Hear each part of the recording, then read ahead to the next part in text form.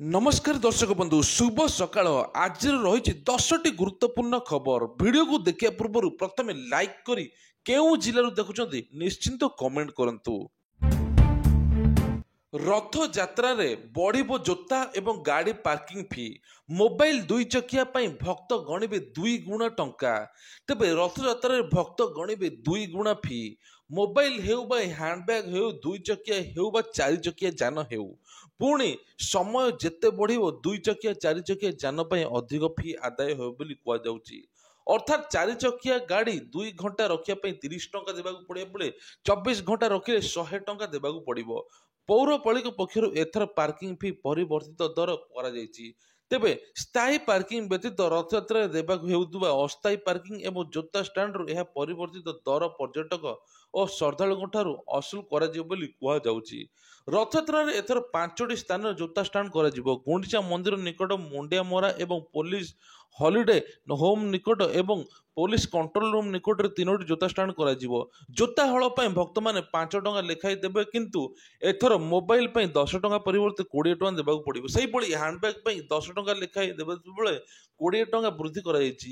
ଏହା ବ୍ୟତୀତ ହେଲମେଟ୍ ରଖିବା ପାଇଁ 10 ଟଙ୍କା ସ୍ଥିର କରାଯାଇଛି। ଗାଡ଼ି ଯଦି ରଖୁଛନ୍ତି ଆପଣମାନଙ୍କୁ ଅଧିକ ସମୟ ହେଲେ 2 ଘଣ୍ଟାରୁ ତେବେ ଆପଣଙ୍କୁ ଟଙ୍କା 2 ଗୁଣ ଦେବାକୁ ପଡ଼ିବ ବୋଲି କୁହାଯାଉଛି। ତେବେ ଫ୍ଲୋରିସ୍ ଇଣ୍ଡିଆ ନାଲି ପଡ଼ିଆ ITI କଲେଜ ସଂସ୍କୃତ ବିଦ୍ୟାଳୟ ଭୁତାନ ପାର୍କିଂ ଇଣ୍ଡୋର ଷ୍ଟାଡିୟମ ସମସ୍ତ ପାର୍କିଂ ହଲିଡେ ଚାରି ଚକିଆ ଯାନର ପାର୍କିଂ ସୁବିଧା ମିଳିବ। ଏଥିଲାଗି ଚାରି ଚକିଆ ଯାନକୁ 30ରୁ 100 ଟଙ୍କା ପର୍ଯ୍ୟନ୍ତ ଗଣିବାକୁ ପଡ଼ିବ। ଅଟୋ ପାର୍କିଂ ଗାଡ଼ି ପାର୍କିଂ ପାଇଁକି ଯଦି 2 ଘଣ୍ଟାରୁ ଅଧିକ ସମୟ ହୋଇଥାଏ ତେବେ 100 ଟଙ୍କାରୁ ଉପରକୁ ଅଧିକ ଦେବାକୁ ପଡ଼ିବ ବୋଲି କୁହାଯାଉଛି। ଡରାଇଲାଣି ଗରମ ଆସିଲେନି ପିଲା ପ୍ରଥମ ଦିନରେ 50% ଡେଇଁଲାନି ଉପସ୍ଥାନ। ତେବେ ସରିଲା ଖରା ଛୁଟି 2 ମାସ ଧରି କ୍ଲାସରୁମ୍ ପାଠପଢ଼ା ବନ୍ଦ ପରେ ଆଜି କିଛି ଜିଲ୍ଲାରେ ବିଦ୍ୟାଳୟ ଖୋଲିଛି। ଗ୍ରୀଷ୍ମ ପ୍ରଭାବକୁ ଦୃଷ୍ଟିରେ ରଖି ଆଜି କିଛି ଜିଲ୍ଲାରେ ସ୍କୁଲ ଖୋଲାଯାଇଥିଲା କିନ୍ତୁ ପ୍ରଥମ ଦିନରେ ପ୍ରାୟ 30,000 ସରକାରୀ ଏବଂ ଘରୋଇ ବିଦ୍ୟାଳୟ ଖୋଲିଥିଲେ ମଧ୍ୟ ଛାତ୍ରଛାତ୍ରୀ ଉପସ୍ଥାନ ଆଶାନୁରୂପ ହୋଇପାରି ନାହିଁ। ଅଧିକାଂଶ ଜିଲ୍ଲାରେ ଛାତ୍ରଛାତ୍ରୀ ଉପସ୍ଥାନ 50% ମଧ୍ୟ ଛୁଇଁ ନାହିଁ। କୌଣସି ଜିଲ୍ଲାରେ ବିଦ୍ୟାଳୟରେ 100% ଉପସ୍ଥାନ ହୋଇନଥିବା ଜଣାପଡ଼ିଛି।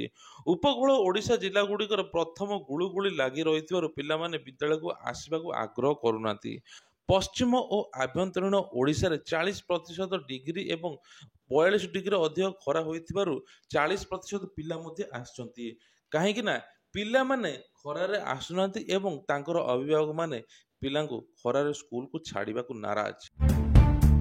ଖାଉଟିକୁ କନ୍ଦାଉଛି ପରିବା ଦରଦାମ ବୃଦ୍ଧି ଆକାଶ ଛୁଆଁ। ଛୋଟ ବଜାରରେ ମନ ମର୍ଜି ଦର। ଏମିତି କୌଣସି ପରିବା ନାହିଁ ଯେ ଯାହାର ଦର କେଜି ପ୍ରତି 50 ଟଙ୍କା ଉପରେ ରହୁନି। ବିଭିନ୍ନ ପରିବା ଦାମ କେଜି ପ୍ରତି 60 ଟଙ୍କା ଉପରେ ରହିଛି। ସହର ବଡ଼ ପରିବା ବଜାରରେ ଦର ରହୁଥିବା ବେଳେ ଗଳିକନ୍ଦିରେ ଛୋଟ ଛୋଟ ବଜାରରେ ମଧ୍ୟ 20 ଟଙ୍କା ଉପରେ ରହିନାହିଁ ପରିବା। ପରିବା ଦରଦାମ କ୍ରମଶଃ ବୃଦ୍ଧି ପାଇବାରେ ଲାଗିଛି। ଫଳରେ ସହରର ଖାଉଟିମାନେ ଏକ ପ୍ରକାର ଆର୍ଥିକ ପ୍ରହାର ସଦୃଶ ହେଉଛନ୍ତି। ସହର ସ୍ଥାନୀୟ ନୂଆଗାଁ ଅଞ୍ଚଳ ଝାଡ଼ଖଣ୍ଡର ଏବେ ପରିବା ଅଣାଯାଉଛି।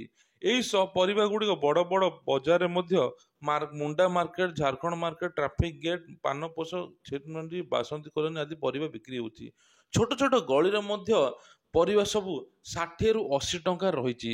ସେହିଭଳି ବଡ଼ ବଡ଼ ପରିବା ବଜାରରେ ମଧ୍ୟ ଦାମ ଗୁଡ଼ିକ ମୂଳା 40 ଟଙ୍କା ପୋଟଳ 80 ଟଙ୍କା ବରବଟି 60 ଟଙ୍କା ଟମାଟୋ 70 ଟଙ୍କା କଖାରୁ 20 ଟଙ୍କା କୁନ୍ଦୁରି 60 ଟଙ୍କା କାକୁଡ଼ି 60 ଟଙ୍କା ଅମୃତଭଣ୍ଡା 40 ଟଙ୍କା ଗାଜର 60 ଟଙ୍କା କୋବି 50 ଟଙ୍କା ଆଳୁ 35 ଟଙ୍କା ପିଆଜ 35 ଟଙ୍କା କ୍ୟାପ୍ସିକମ୍ 150 ଟଙ୍କା ବାଇଗଣ 150 ଟଙ୍କା ସାରୁ 60 ଟଙ୍କା ଏବଂ ଲଙ୍କା 150 ଟଙ୍କା ରହିଛି ବୋଲି କୁହାଯାଉଛି।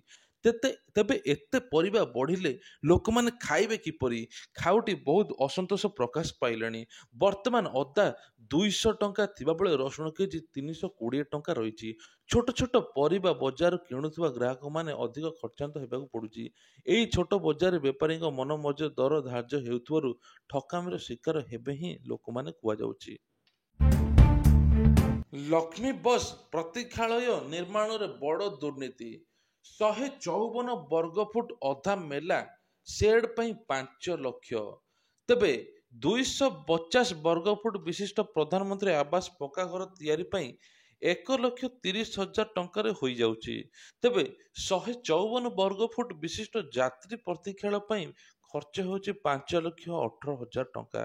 ଲକ୍ଷ୍ମୀ ବସ୍ ପାଇଁ ଯାତ୍ରୀ ପ୍ରତିକ୍ଷାଳୟ ନିର୍ମାଣ ନାଁରେ ସରକାରୀ ଅର୍ଥ ହରିଲୁଟ୍ କରିବାରେ ଏକ ବଡ଼ ଧରଣର ଯୋଜନା କାର୍ଯ୍ୟକାରୀ ହୋଇଥିବା ଅଭିଯୋଗ ହୋଇଛି।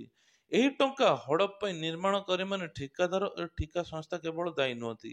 ଏହି ଟଙ୍କା ହରିଲୁଟ୍ ପାଇଁ ସରକାରୀ ଭାବେ ବ୍ୟବସ୍ଥା କରାଯାଇଥିବା ଆଲୋଚନା ହେଉଛି। କାରଣ ଏଥିରେ ସମ୍ପୃକ୍ତ ନିର୍ଦ୍ଦିଷ୍ଟ ସରକାରୀ ଦୁଇଟି ବିଭାଗ ଯୋଜନା ପାଇଁ ଅର୍ଥ ମଞ୍ଜୁର କରୁଥିବା ବେଳେ ସେ ମଧ୍ୟରେ ରହିଛି ଆକାଶ ପାତାଳ ଫରକ। ତେବେ ଯଦି 1,30,000 ଟଙ୍କାରେ ଆବାସ ଯୋଜନା ହେଇପାରୁଛି, ତେବେ ପ୍ରତିକ୍ଷାଳୟ ଯୋଜନାରେ 5,00,000 ଟଙ୍କା କିଭଳି ଖର୍ଚ୍ଚ ହେଉଛି, ସେ ନେଇ ପ୍ରଶ୍ନ ମଧ୍ୟ ଉଠିଛି। ଜନସାଧାରଣଙ୍କ ସୁଗମ ଯାତାୟାତ ଏବଂ ପୂର୍ବ ସରକାର କରିଥିଲେ ଲକ୍ଷ୍ମୀ ବସ୍ ଯୋଜନା। ଏହାଦ୍ୱାରା ସାଧାରଣ ପଞ୍ଚାୟତରୁ ବ୍ଲକ ମୁଖ୍ୟାଳୟ ପର୍ଯ୍ୟନ୍ତ ସୁବିଧାର ଶସ୍ତାରେ ଯାତାୟାତ କରିପାରିବେ ବୋଲି ଲକ୍ଷ୍ୟ ରଖାଯାଇଥିଲା। ଏହି ଯୋଜନାରେ ବିଭିନ୍ନ ସ୍ଥାନରେ ଯାତ୍ରୀ ପ୍ରତିକ୍ଷାଳୟ ତିଆରି କରିବା ପାଇଁ ଅର୍ଥ ମଞ୍ଜୁର ହୋଇଥିଲା। ଏହାର ନିର୍ବାହୀ ସଂସ୍ଥାରେ ପଞ୍ଚାୟତ ସମିତି ହୋଇଥିବା ବେଳେ ଜିଲ୍ଲା ପରିଷଦ ପାଣ୍ଠି ଯୋଗାଇଛି। ସୁନ୍ଦରଗଡ଼ ଜିଲ୍ଲାରେ 17ଟି ବ୍ଲକରେ 74ଟି ପ୍ରତିକ୍ଷାଳୟ ରହିଥିବା ବେଳେ 345ଟି ନୂଆ ନିର୍ମାଣ ମଧ୍ୟ କରାଯାଇଛି। ସେଥିମଧ୍ୟରୁ 322ଟି ମଧ୍ୟ ପ୍ରକଳ୍ପ ହୋଇଛି, 81ଟି ସମ୍ପୂର୍ଣ୍ଣ ହୋଇଯାଇଛି। କିନ୍ତୁ ଏବେ କଥା ଉଠୁଛି ଯେ ମୋଟ ଅଟକଳ ହେଉଛି 5,18,000 ଟଙ୍କା। ଅନ୍ୟପକ୍ଷରେ ଜନସାଧାରଣ ହିତରେ ସରକାରୀ ଯୋଜନା ହେଉଛି ପ୍ରଧାନମନ୍ତ୍ରୀ ଗ୍ରାମୀଣ ଆବାସ। ଏହି ପକ୍କା ଘର କରିବା ପାଇଁ 1,30,000 ଟଙ୍କା କୋଟି ହେବା ବେଳେ ଏପଟେ କେମିତି 5,00,000 ଟଙ୍କା ଖର୍ଚ୍ଚ ହେଉଛି ସେ ନେଇ ତଦାରଖ କରାଯିବ ଏବଂ ନିଶ୍ଚିନ୍ତ ତଦନ୍ତ କରାଯିବ ବୋଲି କୁହାଯାଇଛି। କନିଷ୍ଠ ଶିକ୍ଷକ ନିଯୁକ୍ତି ପ୍ରକ୍ରିୟାରେ ଦୁର୍ନୀତି ହୋଇନାହିଁ, ହାଇକୋର୍ଟ କହିଲେ।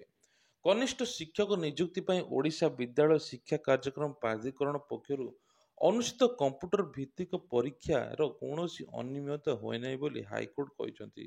କନିଷ୍ଠ ଶିକ୍ଷକ ନିଯୁକ୍ତି ପ୍ରସଙ୍ଗରେ ଜଣିକିଆ ବିଚାରପତି ପ୍ରଦାନ କରାଯାଇଥିବା ରାୟକୁ ଚ୍ୟାଲେଞ୍ଜ କରି ରାଜ୍ୟ ସରକାର ଅନ୍ୟମାନଙ୍କ ପକ୍ଷରୁ ଦାୟର ରିଟ୍ ଅପିଲ ଗୁଡ଼ିକର ଶୁଣାଣି ମଧ୍ୟ ବିଚାରପତି ଜଷ୍ଟିସ ଚକ୍ରଧାରୀ ଚରଣ ସିଂହ କହିଛନ୍ତି ଯେ ଏନେଇ 2 ଜଣିଆ ଖଣ୍ଡପୀଠ ରାୟ ହୋଇଥିଲା, ତେଣୁ ଏନେଇ କୌଣସି ପ୍ରକାର ଏପଟ ସେପଟ ହୋଇନାହିଁ। ଗଣନାତ୍ମକ ଶିକ୍ଷା ପାଇଁ ମେଧାବୀ ପ୍ରାର୍ଥୀଙ୍କ ନିଯୁକ୍ତି ଉପରେ ହାଇକୋର୍ଟ ଗୁରୁତ୍ୱାରୋପ ରହିଛି। ହାଇକୋର୍ଟଙ୍କ ରାୟର ଉଲ୍ଲେଖ କରିଛନ୍ତି, ସିବିଟିରେ ପରୀକ୍ଷାମାନେ ଦେଇଥିବା ନମ୍ବର ଆଧାରରେ ମୋଧାରଣ ନିର୍ଦ୍ଧାରଣ କରାଯିବ। ସିବିଟି ଆଧାର କରି ତଥା ପୂରଣ କରିବା ପଦବୀକୁ ଦୃଷ୍ଟିରେ ରଖି ବିଷୟବସ୍ତୁ ବର୍ଗ ଭିତ୍ତିକ ସର୍ବନିମ୍ନ କଟ୍ ଅଫ୍ ମାର୍କ ଧାର୍ଯ୍ୟ କରାଯିବ। ଧାର୍ଯ୍ୟ କଟ୍ ଅଫ୍ ମାର୍କ ଏହାଠାରୁ ମଧ୍ୟ ଅଧିକ ମାର୍କ ରଖିଥିବା ପ୍ରାର୍ଥୀଙ୍କୁ ଚୟନ ତାଲିକାରେ ପ୍ରସ୍ତୁତ କରାଯିବ। ଶପଥ ନେଲେ 101 ବିଧାୟକ। ଅନ୍ୟ ବିଧାୟକ ଶପଥ ନେବେ ଆଜି। 2024 ସାଧାରଣ ନିର୍ବାଚନରେ ବିଧାନସଭା ନିର୍ବାଚନ ଜିତିଥିବା ବିଧାୟକ ଭିତରୁ 101 ଜଣ ବିଧାୟକ ଆଜି ଶପଥ ନେଇଛନ୍ତି। ଅସ୍ଥାୟୀ ବାଚସ୍ପତି ରଣେନ୍ଦ୍ର ପ୍ରତାପ ସ୍ୱାଇଁ ଆଜି ବିଧାନସଭା ନବନିର୍ବାଚିତ ବିଧାୟକମାନଙ୍କୁ ଶପଥ ପାଠ କରାଇଥିଲେ। ପ୍ରଥମେ ମୁଖ୍ୟମନ୍ତ୍ରୀ ମୋହନ ଚରଣ ମାଝୀ ଶପଥ ନେଇଥିବା ବେଳେ ଶେଷରେ ତିର୍ତ୍ତୋଲ ବିଧାୟକ ରମାକାନ୍ତ ଭୋଇ ଶପଥ ଗ୍ରହଣ କରିଥିଲେ। ଆଠଗଡ଼ ବିଧାୟକ ତଥା ଅସ୍ଥାୟୀ ବାଚସ୍ପତି ରଣେନ୍ଦ୍ର ପ୍ରତାପ ସ୍ୱାଇଁଙ୍କୁ ପୂର୍ବରୁ ରାଜ୍ୟପାଳ ଶପଥ ଗ୍ରହଣ କରାଇଥିଲେ। ବୁଧବାର ଦିନ ବାକି 45 ଜଣ ବିଧାୟକ ଶପଥ ପାଠ କରିଛନ୍ତି। ଆଜି ବିଧାନସଭାରେ ଅସ୍ଥାୟୀ ବାଚସ୍ପତି ଶ୍ରୀ ସ୍ୱାଇଁଙ୍କୁ ଗାର୍ଡ ଅଫ୍ ଅନର ଦିଆଯାଇଥିଲା। ମୁଖ୍ୟମନ୍ତ୍ରୀ, 2 ଉପମୁଖ୍ୟମନ୍ତ୍ରୀ, ମନ୍ତ୍ରିମଣ୍ଡଳର ମନ୍ତ୍ରୀଗୁଡ଼ିକ ବାଚସ୍ପତି ବିଧାନସଭାକୁ ସ୍ୱାଗତ କରିଥିଲେ। ଏହାପରେ ମୁଖ୍ୟମନ୍ତ୍ରୀ, ଉପମୁଖ୍ୟମନ୍ତ୍ରୀ, କେତେକ ମନ୍ତ୍ରୀ, ବିଧାୟକ ଏବଂ ବିଧାନସଭା ପରିସରରେ ଥିବା ମହାତ୍ମା ଗାନ୍ଧୀ ମୂର୍ତ୍ତିରେ ଏବେ ମାଲ୍ୟାର୍ପଣ କରିବା ପରେ ଶପଥ ଗ୍ରହଣ ବିଧାନସଭା ଗୃହକୁ ଯାଇଥିଲେ। ଆଜି ଶପଥ ନେଇଥିବା ବିଧାୟକମାନେ ଜିଲ୍ଲାରେ ନିର୍ବାଚନ ଅଧିକାରୀଠାରୁ ପାଇଥିବା ସାର୍ଟିଫିକେଟର ନକଲ ଦେବା ପାଇଁ ଶପଥ ଗ୍ରହଣ କରିଥିଲେ। ସମସ୍ତେ ଶପଥ ନେବା ପରେ ବିଧାନସଭାରେ ରେଜିଷ୍ଟର ଦସ୍ତଖତ କରିଥିଲେ। ଇନ୍ଦ୍ରାବତୀ ବୁଡ଼ି ଅଞ୍ଚଳରେ ଡିପ୍ଥେରିଆ ଆତଙ୍କ, 6 ଶିଶୁଙ୍କଠାରେ ଦେଖାଯାଉଛି ଲକ୍ଷଣ। କଳାହାଣ୍ଡି ଜିଲ୍ଲା ଥୁଲାମୂଳ ରାମପୁର ବ୍ଲକ ଅନ୍ତର୍ଗତ ଇନ୍ଦ୍ରାବତୀ ଅଞ୍ଚଳରେ ଡିପ୍ଥେରିଆ ଆତଙ୍କ ଦେଖାଯାଇଛି। 6 ଶିଶୁଙ୍କଠାରେ ଲକ୍ଷଣ ଥିବା ଯୋଗୁଁ ଭବାନୀପାଟଣା ମେଡିକାଲ କଲେଜକୁ ନିଆଯାଇଛି। ତେବେ ରାୟଗଡ଼ା ପରେ କଳାହାଣ୍ଡିକୁ ଏହି ରୋଗ ବ୍ୟାପିବା ଘଟଣା ସମସ୍ତ ବିଭାଗକୁ ଚିନ୍ତାର କାରଣ ପାଲଟିଛି। ରାୟଗଡ଼ା ଜିଲ୍ଲାର କାଶୀପୁର ବ୍ଲକ ଡଙ୍ଗାଶେଲି ପଞ୍ଚାୟତ ଅନ୍ତର୍ଗତ ମୁନୁସପଦର ଗାଁରେ 4 ଜଣ ଶିଶୁ ମାରାତ୍ମକ ଡିପ୍ଥେରିଆ ରୋଗରେ ପ୍ରାଣ ହରାଇଥିବା ଏକ ସାରା ରାଜ୍ୟରେ ଆଲୋଡ଼ନ ସୃଷ୍ଟି ହୋଇଛି। ବର୍ତ୍ତମାନ କଳାହାଣ୍ଡି ଜିଲ୍ଲା ଇନ୍ଦ୍ରାବତୀ ବୁଡ଼ି ଅଞ୍ଚଳରେ ଥୁଆମୂଳ ରାମପୁର ବ୍ଲକ ଅନ୍ତର୍ଗତ ସାରାଫାସ ଗ୍ରାମରେ 6 ଜଣ ଶିଶୁଙ୍କ ଡିପ୍ଥେରିଆ ଲକ୍ଷଣ ଦେଖାଯାଇଛି। ସୋମବାର ଦିନ ବିଶ୍ୱ ସ୍ୱାସ୍ଥ୍ୟ ସଂଗଠନର ସ୍ୱାସ୍ଥ୍ୟକର୍ମୀ ସରାଫସ୍ ଗାଁକୁ ଯେଉଁ ଆକ୍ରାନ୍ତ ହୋଇଛି ସବୁ ନମୁନା ସଂଗ୍ରହ ହୋଇଛି। ତେବେ ଏହି ନମୁନା କୋଲକାତାକୁ ପଠାଯାଇଛି। କଳାହାଣ୍ଡି ସିଡିଏମ୍ଓ ଏବଂ ଡାକ୍ତର ସୁଚିତା ପାଣି ନେତୃତ୍ୱରେ ଏହି ସ୍ଥିତି ଅନୁଧ୍ୟାନ କରାଯାଇଛି।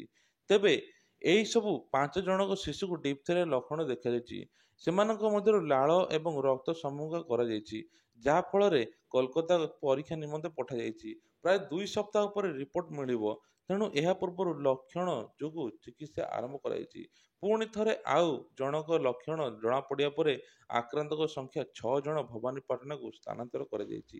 ତେବେ ସେଠାରୁ ସ୍ୱାସ୍ଥ୍ୟ ବିଭାଗ ପକ୍ଷରୁ ସେମାନଙ୍କୁ ଆଣିବା ପାଇଁ ଆମ୍ବୁଲାନ୍ସ ମଧ୍ୟ ପଠାଯାଇଥିଲା। ରାତିରେ ସେମାନେ ଭବାନୀପାଟଣା ଡାକ୍ତରଖାନାରେ ପହଞ୍ଚିବେ। ସେମାନଙ୍କ ମଧ୍ୟରେ ଏକ ସ୍ୱତନ୍ତ୍ର ୱାର୍ଡ ପ୍ରସ୍ତୁତ କରାଯାଇଛି ବୋଲି ସ୍ୱାସ୍ଥ୍ୟ ବିଭାଗ ପକ୍ଷରୁ ସୂଚନା ଦିଆଯାଇଛି। ପୋଲିସ ଘେରରେ ବାଲେଶ୍ୱର, ଅନିର୍ଦ୍ଦିଷ୍ଟ କାଳ ପାଇଁ କର୍ଫ୍ୟୁ, ଇଣ୍ଟରନେଟ୍ ମଧ୍ୟ ବନ୍ଦ। ବାଲେଶ୍ୱର ସୁନହଟ ଅଞ୍ଚଳରେ ଦୁଇ ଗୋଷ୍ଠୀ ମଧ୍ୟରେ ସଂଘଟିତ ହିଂସାକାଣ୍ଡ ବିଭିନ୍ନ ଅଞ୍ଚଳକୁ ବ୍ୟାପିବା ପରେ ସହରରେ ଅନିର୍ଦ୍ଦିଷ୍ଟ କାଳ ପାଇଁ କର୍ଫ୍ୟୁ ଜାରି କରାଯାଇଛି। ସାରା ସହରକୁ ଏବେ 43 ପ୍ଲାଟୁନ୍ ଫୋର୍ସ ଜଗି ରହିଛନ୍ତି। ଆହୁରି 6 ପ୍ଲାଟୁନ୍ କେନ୍ଦ୍ରୀୟ ଫୋର୍ସ ମଗାଯାଇଛି। ସ୍ଥିତି ବର୍ତ୍ତମାନ ନିୟନ୍ତ୍ରଣାଧୀନ ରହିଥିବା ବେଳେ ମଧ୍ୟ ଇଣ୍ଟରନେଟ୍ ବନ୍ଦ ରଖାଯାଇଛି। ଏହି ଘଟଣାରେ ଟାଉନ ଥାନାରେ 7ଟି ମାମଲା ରୁଜୁ ହୋଇଥିବା ବେଳେ ଉଭୟ ଗୋଷ୍ଠୀର 44 ଜଣଙ୍କୁ ଅଟକ କରାଯାଇଛି। ପରିସ୍ଥିତି ଅନୁଧ୍ୟାନ କରି ଆଜି ସକାଳେ ଅତିରିକ୍ତ ପୋଲିସ ଡିଜି ସଞ୍ଜୟ କୁମାର ଏବଂ ପୋଲିସ ମୁଖ୍ୟାଳୟ କଟକର ଆଇଜି ଯୁଗଳ କିଶୋର, ଆରକ୍ଷୀ ଅଧୀକ୍ଷକ ଗଙ୍ଗାଧର ପ୍ରମୁଖ ବାଲେଶ୍ୱର ପହଞ୍ଚି ଜିଲ୍ଲାପାଳ ଆଶିଷ ଠାକର ଏବଂ ଏସ୍ପି ସାଗରିକା ନାଥଙ୍କ ସହିତ ଆଲୋଚନା କରିଥିଲେ। ସେପଟେ ସହରରେ ଶାନ୍ତି ପ୍ରତିଷ୍ଠା ପାଇଁ ସାଂସଦ ପ୍ରତାପ ଷଡ଼ଙ୍ଗୀ, ବିଧାୟକ ମାନସ ଦତ୍ତ ସମେତ ବହୁ ବୁଦ୍ଧିଜୀବୀ ଏବଂ ସାମାଜିକ ସଂଗଠନ ଜନସାଧାରଣଙ୍କୁ ନିବେଦନ କରିଥିଲେ। ଗତକାଲି ଦ୍ୱିପହର ସମୟରେ ସୁନହଟ ଅଞ୍ଚଳରେ ଦୁଇ ଗୋଷ୍ଠୀ ମଧ୍ୟରେ ସଂଘର୍ଷ ହୋଇଥିଲା। ପରିସ୍ଥିତିକୁ ନିୟନ୍ତ୍ରଣ କରିବାକୁ ଏସ୍ପି ସାଗରିକା ନାଥଙ୍କ ସମେତ ଅତିରିକ୍ତ ଏସ୍ପି, 2 ଡିଏସ୍ପି, 3 ଜଣ ପୋଲିସ ଅଧିକାରୀ ଲହୁଲୁହାଣ ହୋଇଥିଲେ। ଉତ୍ତେଜନା ପରେ ଏବେ ସମ୍ପୃକ୍ତ ଅଞ୍ଚଳରେ 144 ଧାରା ଜାରି କରାଯାଇଥିଲା। ବିଳମ୍ବରେ ରାତିରେ ଉଭୟ ଗୋଷ୍ଠୀର ଲୋକେ ପୁଣି ଗୋଳାପୋଖରୀ ଏବଂ ମୋତିଭଞ୍ଜ ଏବଂ ସୁଏଲ ଅଞ୍ଚଳରେ ମୁହାଁମୁହିଁ ହୋଇଥିଲେ। ବିଭିନ୍ନ ସାହିରେ ଦୁଇ ଗୋଷ୍ଠୀର ଲୋକ ଢେଲା ପଥର ମାରଣାସ୍ତ୍ର ଫୋପାଡ଼ିବା ପରେ ଏଭଳି ପଦକ୍ଷେପ ନିଆଯାଇଛି ବୋଲି କୁହାଯାଉଛି। ଚିର ଅବହେଳିତ କଳିଙ୍ଗା ଗ୍ରାମ ପଞ୍ଚାୟତ ମୁଖ୍ୟମନ୍ତ୍ରୀଙ୍କୁ ଚିଠି ଲେଖି ନିଜ ଦୁଃଖ ଜଣାଇଲେ ଜନତା। ଆଜି ବି କନ୍ଧମାଳ ଜିଲ୍ଲାର ବହୁ ଅଞ୍ଚଳରେ ବିକାଶ ବାଟବଣା, ବିକାଶ ଯେମିତି ଅପହଞ୍ଚ ହୋଇ ରହିଛି। ରାଜନୈତିକ ଇଚ୍ଛା ଶକ୍ତିର ଅଭାବ ସାଙ୍ଗକୁ ପ୍ରଶାସନିକ ଅଣଦେଖା ଯୋଗୁଁ ଶିକ୍ଷା, ସ୍ୱାସ୍ଥ୍ୟ, ଗମନାଗମନ, ଜଳସେଚନ, ରାଜଯୋଗ, ପାନୀୟ ଜଳ, ପର୍ଯ୍ୟଟନ ଭଳି ସବୁ ସମସ୍ୟାର ସମାଧାନ ନ ହେବା ଯୋଗୁଁ ବହୁ ଅଞ୍ଚଳ ଅପହଞ୍ଚ ହୋଇ ରହିଛି। ନିର୍ବାଚନ ପରେ ନିର୍ବାଚିତ ହେଉଥିବା ନେତାମାନେ ନେତା ନିର୍ବାଚିତ ହେଉଥିବା ମାଳ ମାଳ ପ୍ରତିଶ୍ରୁତି ଦେଉଥିବା ବେଳେ ପ୍ରତିଶ୍ରୁତିରେ ପ୍ରତିଶ୍ରୁତି ରହିଯାଉଛି। ଲୋକଙ୍କୁ ସାମାନ୍ୟ ମୌଳିକ ସମସ୍ୟାର ସମାଧାନ ମଧ୍ୟ ହୋଇପାରୁନାହିଁ। ଏହିଭଳି ପଞ୍ଚାୟତ ହେଉଛି କନ୍ଧମାଳ ଜିଲ୍ଲାର ଘୁ ଉଦୟଗିରି, ଯେଉଁଥିରେ ବ୍ଲକ ଗୁଡ଼ିକ କଳିଙ୍ଗ ପଞ୍ଚାୟତ ରାଜପଥ ଗୁଡ଼ିକ 157 କଡ଼ରେ ରହିଛି। ତେବେ ଘୁ ଉଦୟଗିରି ବ୍ଲକର ସବୁଠାରୁ ବଡ଼ ପଞ୍ଚାୟତ ଥିବା ବେଳେ 12,000ରୁ ଉର୍ଦ୍ଧ୍ୱ ଜନସାଧାରଣ ଉପବାସ କରନ୍ତି। ତେଣୁ ବସବାସ ଏତେ ଲୋକ କରୁଥିବା ସତ୍ତ୍ୱେ ପାଣି ମିଳୁନି, ଖାଇବାକୁ ମିଳୁନି ଏବଂ କିଛି ସୁବିଧା ଯୋଗାଇ ଦିଆଯାଉ ନାହିଁ। ଗମନାଗମନକୁ ମଧ୍ୟ ରାସ୍ତା ନାହିଁ। ତେବେ କଳିଙ୍ଗା ଗ୍ରାମ ପଞ୍ଚାୟତ ଏହା ସହିତ ସରକାରୀ ବିଇଡି କଲେଜ, ଶିକ୍ଷକ ପ୍ରଶିକ୍ଷଣ, ଆଶ୍ରମ ସ୍କୁଲ, ଉଦ୍ୟାନ ପ୍ରଶିକ୍ଷଣ ଏବଂ ଏଭଳି ଅନୁଷ୍ଠାନ କରାଯିବ ବୋଲି କୁହାଯାଇଛି। ତେଣୁ କୌଣସି କିଛି କରାଯାଇ ନାହିଁ ଏପର୍ଯ୍ୟନ୍ତ। ଭାରତର 77 ବର୍ଷ ସ୍ୱାଧୀନତା ପାଇଥିଲେ ବି ଆଜି ଅଞ୍ଚଳବାସୀ ମୌଳିକ ସମସ୍ୟା ଦେଇ ଗତି କରୁଛନ୍ତି। ବାରମ୍ବାର ସ୍ଥାନୀୟ ଜନପ୍ରତିନିଧି ଏବଂ ପ୍ରତିଶ୍ରୁତି ଦେଉଛନ୍ତି ଏବଂ କୌଣସି କାମ କରାଯାଉ ନାହିଁ ବୋଲି କୁହାଯାଉଛି। ଏଭଳି ଚିଠି ଲେଖିଛନ୍ତି ଜନସାଧାରଣ ମୁଖ୍ୟମନ୍ତ୍ରୀଙ୍କୁ। 10 ଦିନ ହେଲାଣି ମାଲକାନଗିରିରେ ଅଟକିଛି ମୌସୁମୀ, ଫେଲ୍ ମାରୁଛି ପାଣିପାଗ ବିଭାଗର ଆକଳନ। ତେବେ 8 ଜୁନରେ ଓଡ଼ିଶା ଛୁଇଁଲା ଦକ୍ଷିଣ ପଶ୍ଚିମ ମୌସୁମୀ ବାୟୁ। ମାଲକାନଗିରି ସ୍ପର୍ଶ କରିବା କ୍ଷଣି ପାଣିପାଗ ବିଭାଗ ତତ୍ପରତା ପ୍ରକାଶ କରିବା ଘୋଷଣା କରିଛନ୍ତି।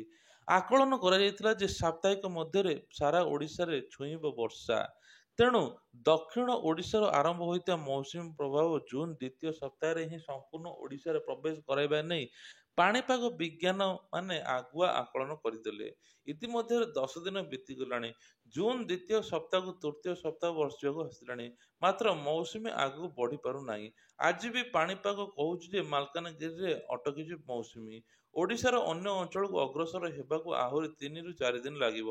ତେବେ ସୁଦ୍ଧା ସ୍ପର୍ଶ କରିବ ଯେ ସେ ନେଇ ବିଭାଗ ପକ୍ଷରୁ ଚିତ୍ର ସ୍ପଷ୍ଟ କରୁନଥିବାରୁ ସମସ୍ତେ ଦ୍ୱନ୍ଦ୍ୱରେ।